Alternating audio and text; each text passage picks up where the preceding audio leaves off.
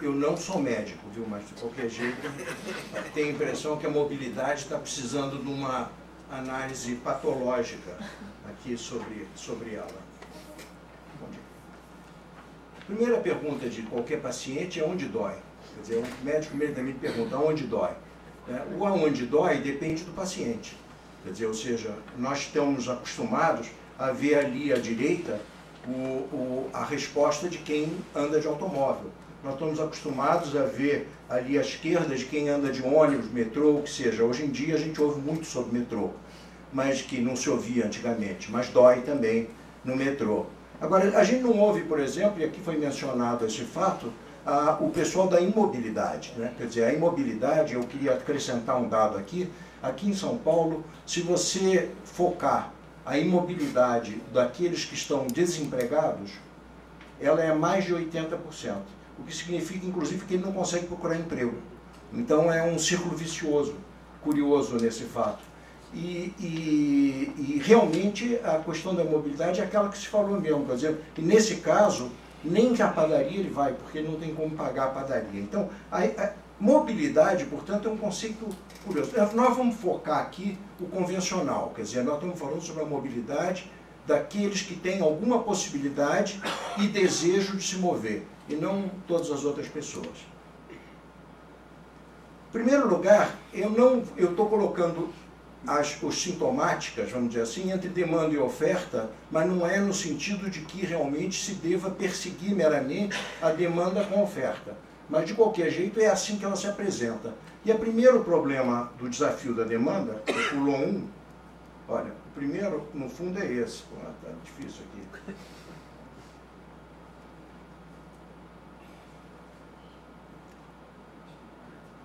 Eu pedi para não colocar vírus na apresentação do plano. Tá. O desafio da demanda primeira é a renda. Nós temos aí um fenômeno nacional que é a nova classe média chegando. E goste-se ou não goste-se, ela vai querer tentar consumir exatamente as mesmas coisas e na mesma intensidade daqueles que estavam lá. E eu tenho a impressão que ninguém vai ter condições de dizer que está errado. Então, primeira coisa de todas é o seguinte, ela tem uma série de peculiaridades que precisam ser respeitadas. E eu estive estudando isso há pouco, exatamente as peculiaridades da classe C, mas uma das coisas que ela não é peculiar é que ela aspira a exatamente a mesma casa e o mesmo automóvel da classe A. Nas outras coisas ela tem até umas peculiaridades, mas nisso ela é absolutamente igual. E é nesse sentido que ela apresenta uma ameaça à mobilidade. Segundo lugar, é a motorização. A motorização é um fenômeno nacional, onde o governo local, que tem que prover a mobilidade, tem muito pouco influência sobre ela, e, ao contrário, embora eu concorde com o problema de que comprar carro, mas não usar, mas isso é um pouco difícil porque as cidades estão construídas para serem usufruídas de carro. Então, agora, o problema é mais a longo prazo. A longo prazo, se a gente mexer nos fatores, a gente pode chegar até a gerar cidades menos favoráveis ao carro, mas hoje nossas cidades são favoráveis ao carro. E principalmente para aqueles que têm algum dinheiro para consumir. E lembre-se do que eu falei no slide anterior, a classe C vem aí com dinheiro para consumir. E se ela quiser consumir, ela tem que ter carro, senão ela não consegue consumir facilmente. A terceira coisa do desafio da demanda é o próprio mercado de transporte público. Quer dizer, ele é um mercado que tem muito para expandir, foi falado aqui já no 1,8 e 2, está aí novamente. Quer dizer, ou seja, se nós imaginamos que o país vai continuar a progredir e a renda vai continuar a crescer, esse número ainda vai crescer muito. Então nós não estamos falando sobre aquele mercado de dizer assim, não se preocupa não porque ele vai embora, essa onda vai embora, a onda vai crescer muito, não é pouco não. 50% ainda aqui no Brasil usa transporte público, em torno disso. Né? Em São Paulo é até um pouco mais. Né? Na Europa é 25%, nos Estados Unidos é 3%. A questão no Brasil não é prioritariamente a conquista de quem já está no carro, é a manutenção de quem está no transporte público. Ou seja, nós já estamos muito acima de uma média mundial e, portanto, isso também deve ser levado em consideração na hora da nossa estratégia. A gente costuma falar que as coisas estão sendo feitas para tirar uma pessoa do carro. No Brasil, o nosso problema é manter alguém fora do carro. Quer dizer, não é tirar, não, é manter. Bom, Desafios da demanda, nós temos uma dispersão urbana. As cidades se dispersam, elas se dispersam inclusive em função do carro, elas se dispersam para tornar as coisas mais cômodas para quem tem carro, elas estimulam as pessoas a terem que ter carro, e uma série de coisas acontecem. O transporte precisa ser mais flexível na nossa cidade futura, porque elas são cidades cada vez mais moldadas pelo automóvel. E o transporte público tem uma outra lógica. E a pergunta fica o seguinte: quando a gente percorre ou a gente persegue a demanda, nós geramos a demanda? Será que a gente não gera geograficamente a demanda? Quando aqui em São Paulo a gente põe uma linha de metrô, uma linha de trem, um corredor de ônibus, uma via leste, uma radial leste, etc., todo trazendo o pessoal da zona leste para o centro da cidade, quando a maioria das pessoas não está indo para o centro da cidade, nós acabamos de gerar um corredor denso. Então, muitas vezes, nós não estamos realmente, de fato, atendendo um corredor denso. Nós estamos criando um corredor denso. Da mesma forma que quando a gente drena um pântano, aonde a gente fizer a vala, vai ficar cheio de água. Então, quer dizer, é preciso tomar cuidado com o problema da dispersão urbana. No lado do desafio da oferta, existem várias coisas estruturais. Quando a gente fala que o centro deve preferir o transporte público, o grande problema é que o transporte público, que não é o metrô, aquele que não é o metrô, ele está engarrafado igual ao carro. E aí você prefere ficar engarrafado dentro de um ônibus ou você prefere ficar engarrafado dentro de um carro? Portanto, é um pouco difícil essa questão. Quer dizer, a oferta não basta oferecer, você tem que oferecer alguma coisa que faça uma diferença substancial. Por isso é que se fala em BRT, se fala em uma série de coisas. Ou seja, não é questão de mais ônibus, não é questão de mais ônibus, é ônibus de qualidade, ônibus que tenha um diferencial. Já foi falado aqui sobre o problema de que nós temos uma tendência muito forte, eu tenho uma irritação grande quando chega alguém para mim da imprensa e pergunta assim, e a fluidez do trânsito?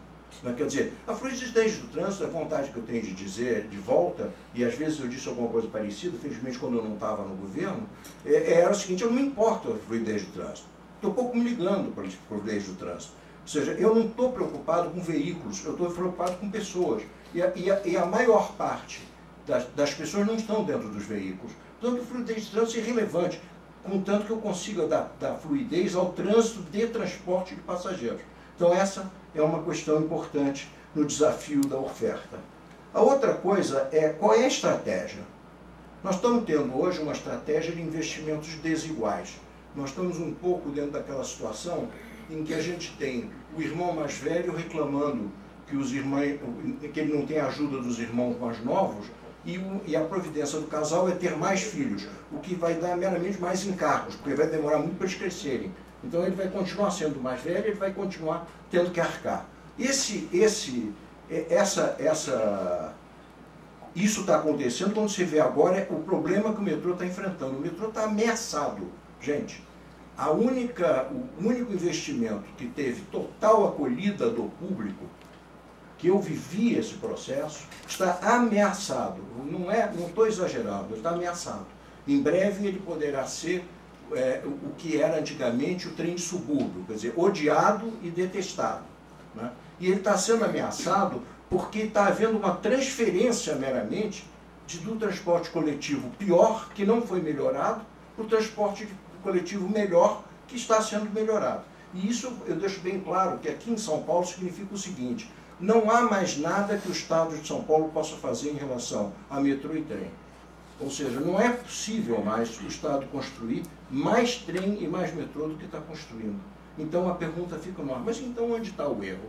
Quer dizer, se investe tanto no metrô e não se consegue resolver o problema, e a outra coisa que me irrita é a cidade do México com seus 300 quilômetros, que todo mundo reclama, e que tem um trânsito pior que São Paulo, é uma lógica que não consegue fechar na minha cabeça. Quer dizer, São Paulo deveria ter 300 quilômetros, porque o México tem. Mas o México resolveu, o problema não é pior. Então, por que eu vou ter 300 quilômetros de metrô? Está faltando alguma coisa no México e em São Paulo. Nós vamos chegar lá. Nós estamos fazendo tudo para liberar espaço na rua. Mas liberar espaço para a rua para quem? É meramente liberar espaço na rua, para o trânsito, para a fluidez do trânsito, sem discriminar esse trânsito. O desafio da oferta também é o seguinte: o transporte de qualidade, todo o transporte de qualidade é subsidiado. Todo. Não conheço um exemplo de um transporte de qualidade que não seja subsidiado. O mais subsidiado de todos é o automóvel. E é o preferido. Será que não dá para começar a ter uma correlação aí, não? Quer dizer, se eu subsidio um determinado meio de transporte, se eu favoreço ele, se eu protejo ele, se eu faço uma série de coisas, ele vai se tornar o preferido, né? Mas para ter qualidade, ele precisa ser subsidiado. E uma coisa que a gente tem que lembrar é que esse veículo ali em cima, com certeza não tem aquele desenho, porque isso é necessário para ele realizar a sua função de transporte. Com certeza. Mas com certeza é o principal fator de sucesso dele. Então, transporte não apenas transporta.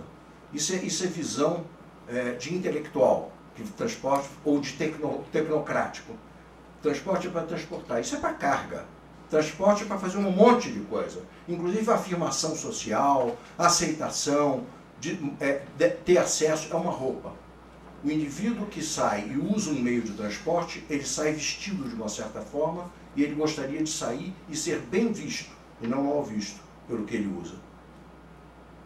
No lado da oferta, aqui está um dado interessante, porque eu construí muito disso. O sucesso do metrô, para mim, foi muito mal interpretado. Não foi bem compreendido. Ficou uma sensação assim, o metrô, bom é o metrô. Não, bom é um transporte público que tem recursos ilimitados, bom projeto, realiza tudo que for necessário para ele ser bom e tem todo o apoio para se organizar e operar isso tudo bem e mantém isso, ainda por cima. Isso é que é bom. E eu pensei na época, quando me criticavam como primeiro gerente de operação do metrô de São Paulo, e diziam assim, pô, mas o metrô é muito caro. E eu dizia, mas calma, gente, o problema não é esse. O problema é que tudo tem que ser caro. Ou seja, todos os transportes públicos têm que ter recursos necessários o suficiente para atender, inclusive, aquela parte psicológica do passageiro. Não é só para transportar as pessoas, para vestir elas bem também. E o metrô, desde o início, vestiu bem quem andou nele. Naquela época, e durante muito tempo, o metrô era uma roupa que todos se orgulhavam de vestir e de usar. Embaixo eu ponho o meu grande consultor, Joãozinho 30, com aquela sua célebre frase de que quem gosta de pobreza é intelectual. Quer dizer, pobre gosta mesmo de luxo. E o metrô foi um luxo, e é um luxo ainda ameaçado, mas ainda é um luxo. Os outros meios de transporte precisam se tornar um luxo também. Desafio da oferta. E aqui eu começo a entrar realmente nos finalmente. Quer dizer, onde eu quero chegar? Onde eu quero chegar mais ou menos ali. Eu não sei se é a esquerda ou a direita, mas eu quero chegar aqui no elo faltante. O elo faltante é o seguinte: o Brasil tem, nas grandes cidades, R$1 trilhão investido em sistema viário. Eu não estou falando sobre corredor de ônibus, eu não estou falando sobre BRT, eu não estou falando sobre isso, eu estou falando do total. Aquilo que já tem aí fora e que está congestionado. Tá? Isso aí custou a nós R$1 trilhão. Isso significa mais de 5.000 quilômetros de metrô de investimento. Nós nunca vamos ter 5.000 quilômetros de metrô. Ninguém jamais teve 5.000 quilômetros de metrô. Tá? No entanto, nós já temos isso. Só que isso está ocupado por carros vazios estacionados, por carros cheios de uma pessoa, por uma série de outras coisas também. Ou seja, nós temos R$1 trilhão, 5.000 quilômetros de metrô jogados fora. E que deveriam estar sendo muito mais bem aproveitados para a mobilidade. A questão da vontade política, de dizer, poxa, mas tudo no transporte é uma questão de vontade política. É outra coisa também que eu tenho um certo grilo com o problema de vontade política. Vontade política é uma coisa que só existe na ditadura, do jeito que as pessoas pensam. Porque as pessoas pensam que o governante acorda de manhã e tem uma vontade. Ele sai e faz a vontade. Né? Bom, isso se ele for um ditador. Se ele não for um ditador, vontade política é a vontade da sociedade, que dá ao político ou ao governante o poder de fazer certas coisas. Então, se as pessoas fazem o que a gente critica aqui, elas fazem porque é o que nós queremos. Ou pelo menos é o que nós expressamos, ou pelo menos é o que o poder político expressa. a elas. Então isso é uma coisa que a gente tem que tomar cuidado. Porque muitas das coisas que a gente devia ser assim, devia ser assado, o governo não faz isso, o governo não faz aquilo, o governo não faz isso nem aquilo, porque não tem a possibilidade, porque as pessoas são contra, ou não são a favor. Tratamento.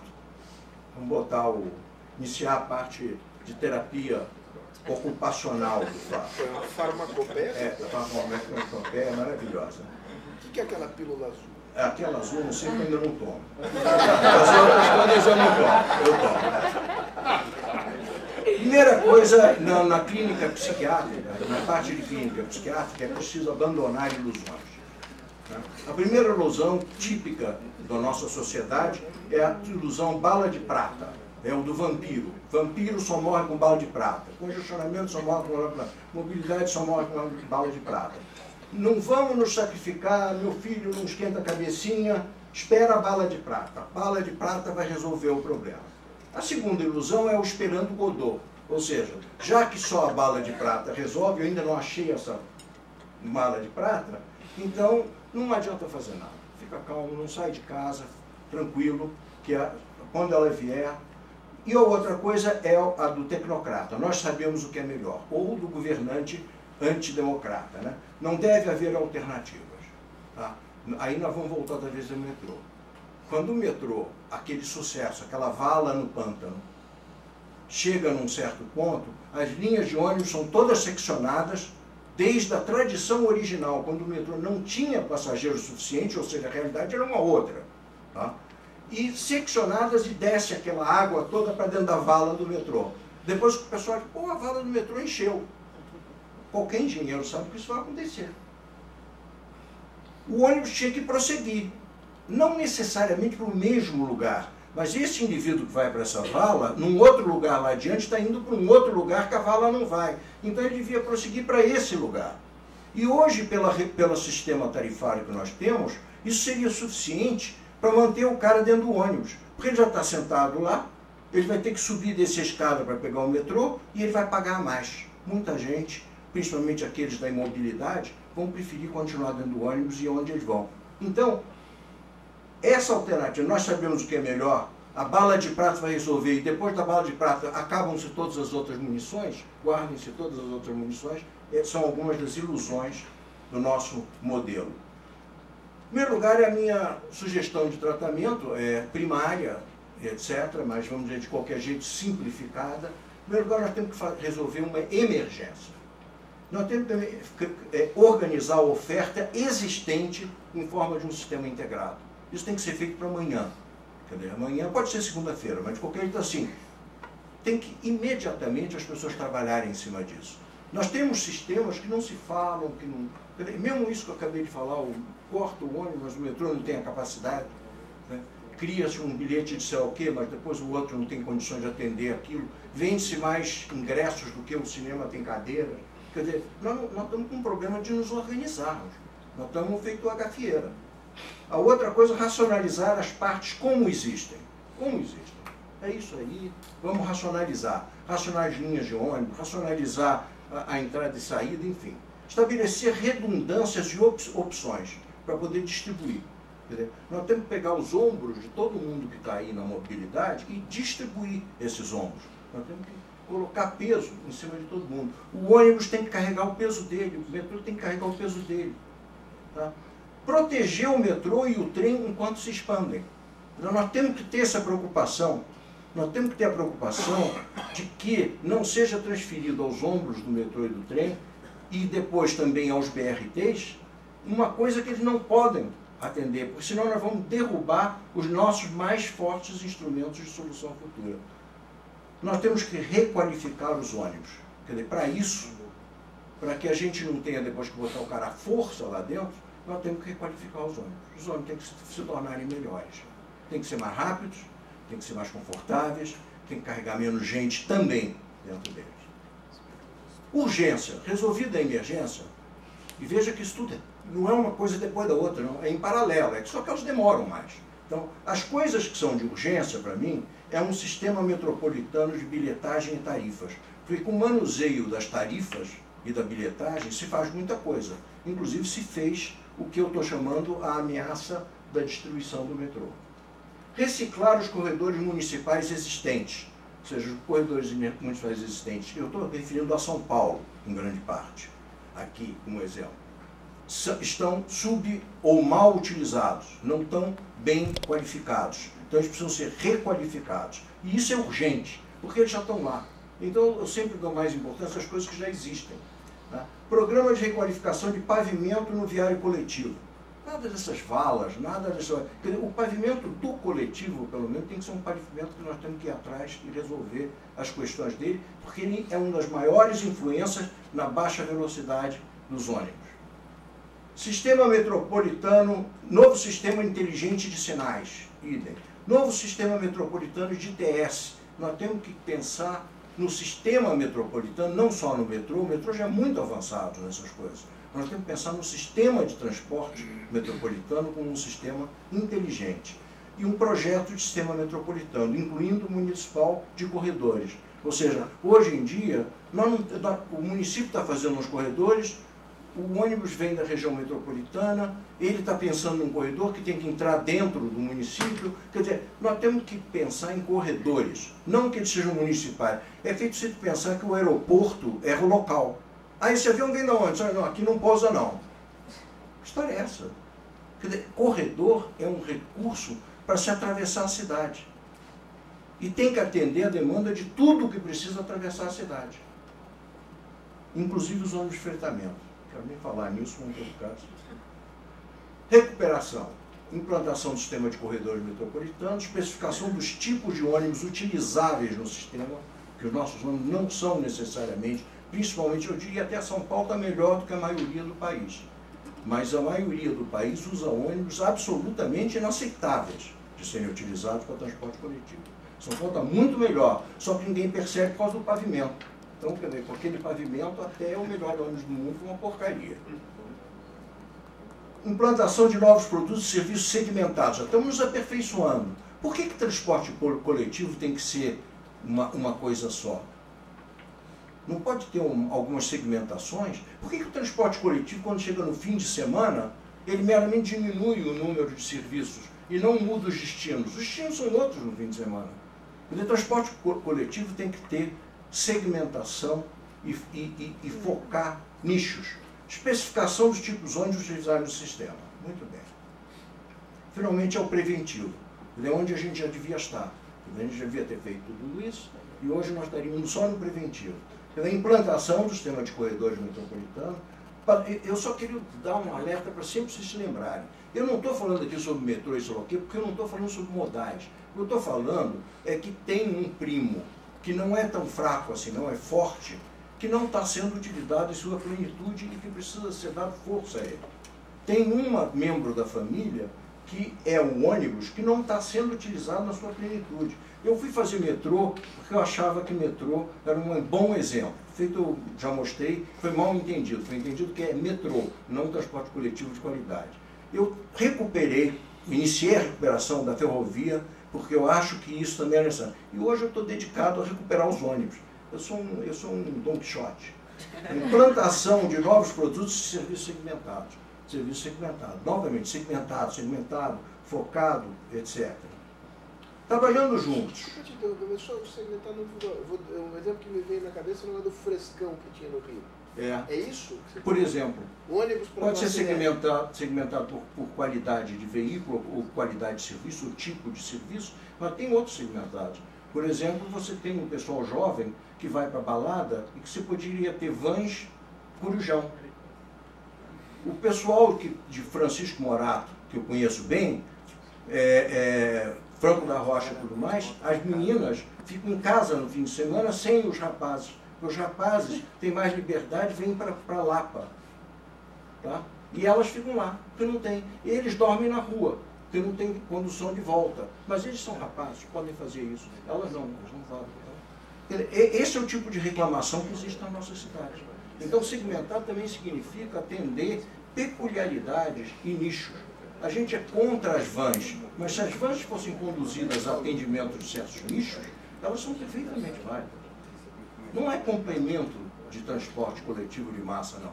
Elas deveriam ser orientadas para serem serviços de nicho. Bom. O problema do estacionamento da Teatro Municipal de São Paulo. Aliás, a minha tia, de 92 anos, que foi recomendado a ela lá no Rio, que ela diminuísse a dose diária de uísque dela, o médico disse, porque no futuro isso ainda poderia trazer problemas.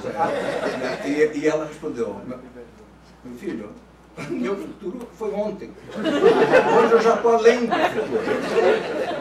É inacreditável. Bom, ela usava van lá no Rio, que ia buscar ela em casa, o grupo todinho de pessoal, que ela está reclamando agora que o grupo está diminuindo muito. A faixa dela, coitada. E eles iam ou dançar, ou jantar, iam ao teatro municipal, ou ver. É esse o tipo de coisa que a van faz, ou deveria fazer. Bom, trabalhando juntos, como é que a gente mexe em algumas coisas institucionais?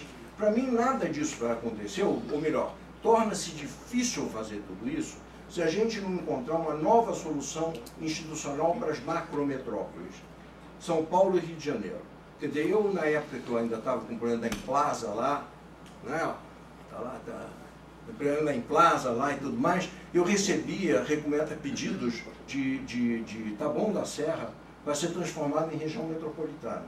Então eu perguntei a Taboão da Serra, vocês aceitam São Paulo junto também ou vocês estão querendo ficar só vocês lá com... Quer dizer, o conceito de região metropolitana virou um conceito de status. No mesmo problema do trânsito lá, dos 129 quilômetros. E eu em Caxias do Sul resolvi elogiar o motorista do táxi, dizendo, tá, aqui não tem congestionamento, que bom, né? Aí ele quase me botou para fora a tapa. Ele disse, não, você vai voltar aqui às 5 horas da tarde que eu vou te levar para ver o congestionamento. Então, quer dizer, bom, nova solução. Eu dizia na época o seguinte, para mim, ou só existem duas regiões metropolitanas, Rio e São Paulo, e as outras são outra coisa, ou essas duas não são regiões metropolitanas, são alguma outra coisa. E a minha sensação hoje é isso. Quer dizer, Rio e São Paulo não é suficiente colocar para funcionar a estrutura hoje definida da região metropolitana. É preciso dar uma solução para o Rio e São Paulo institucional diferente. Eu já, talvez até com provocação, já disse que essa estrutura já existe, não precisa ser criada não. Chama-se Estado. Quer dizer, o Rio e São Paulo vão ser transformados em Estados. Da mesma forma que na Alemanha existe cidade-estado. Talvez fosse a solução. E o Rio de Janeiro experimentou isso com a Guanabara, né? Hoje, a Guanabara devia ser maior do que aquela Guanabara. Devia pegar a Baixada, devia pegar Niterói e tudo mais. Mas quem sabe transformar isso no Estado não fosse a solução. Porque aí a estrutura política já está definida. Não precisa nem criar uma coisa nova. Vai ver que é um distrito federal. Enfim, tem que ser uma outra coisa. As demais são regiões metropolitanas. Fatores de mobilidade devem ser serviços metropolitanos. Quer dizer, tudo que influi na mobilidade deve ser um serviço metropolitano fornecido a todos dentro da metrópole. E não um serviço municipal que se procura compatibilizar com o do outro município. Não precisa compatibilizar. É metropolitano, é criar o conceito metropolitano real.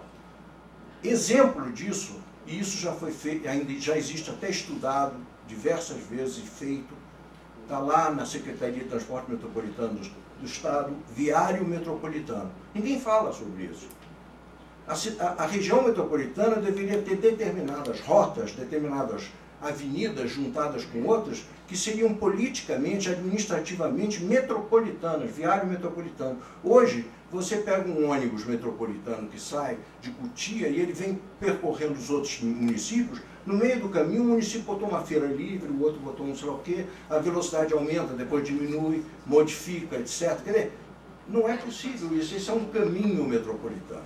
Então, os caminhos metropolitanos deveriam ser definidos, geridos, divulgados como sendo metropolitanos e ter uma fiscalização uniforme.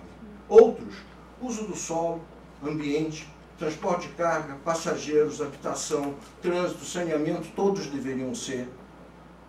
Ou seja, eu estou sendo antimunicipalista. Eu estou sendo antimunicipalista. Ou isso, ou então a gente funde os municípios todos e transforma num só. Não sei. O fato é o seguinte, tudo isso tem que ser cuidado. Numa região feita São Paulo e Rio, tem que ser cuidado por uma responsabilidade política só. Estou fechando. Esse foto aí é o problema seguinte.